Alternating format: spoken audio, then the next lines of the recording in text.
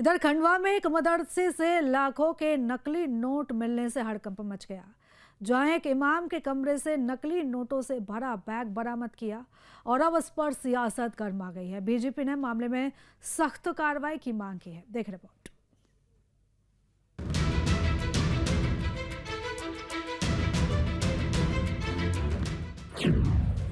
मदरसे से निकला नकली नोटों का जखीरा।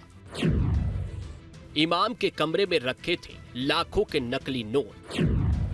मालेगांव में इमाम की गिरफ्तारी से खुला राज।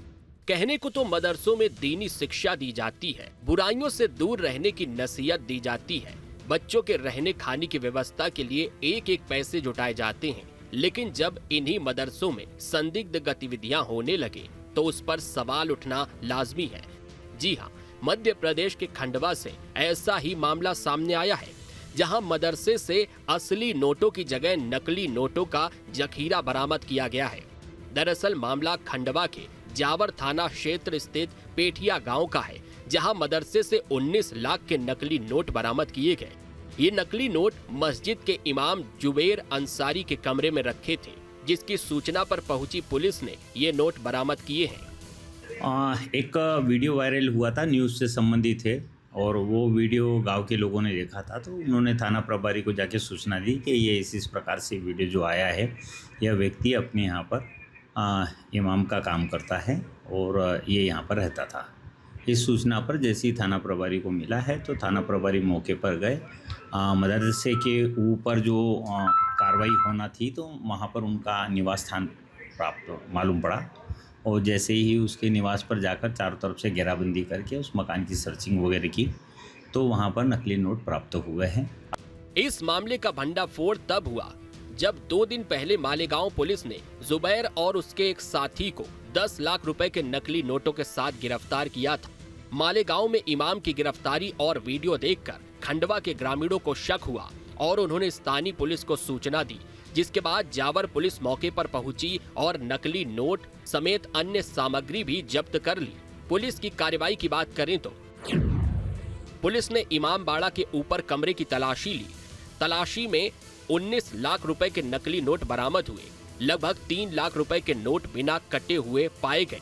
कमरे से नकली नोट काटने की मशीन भी मिली। नकली नोट छापने के कागज भी पाए गए। जांच में मालेगांव कनेक्शन सामने आया।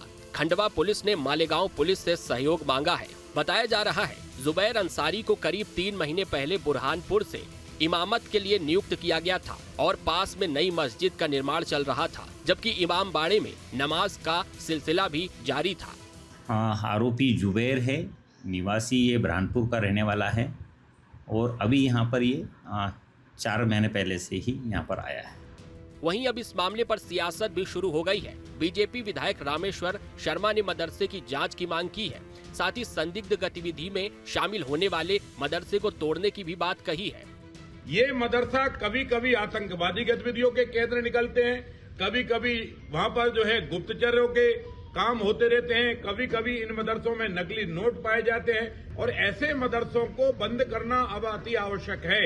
इसलिए इस्लामिक समझदार लोग या तो स्वयं होकर मदरसे बंद करें, अन्यथा सरकारों से भी हमारी प्रार्थना है कि मदरसों पर कड़ी नजर रखी जाए। मालेगांव में आज भी पकड़ा जाता है और खंडवा में नकली नोट मिलते हैं। इससे आप समझ लीजिए कि मदरसों का जाल पूरे विश्व में फैला हुआ है और इसलिए ऐसे मदरसों को ध्वस्त करना अति आवश्यक है।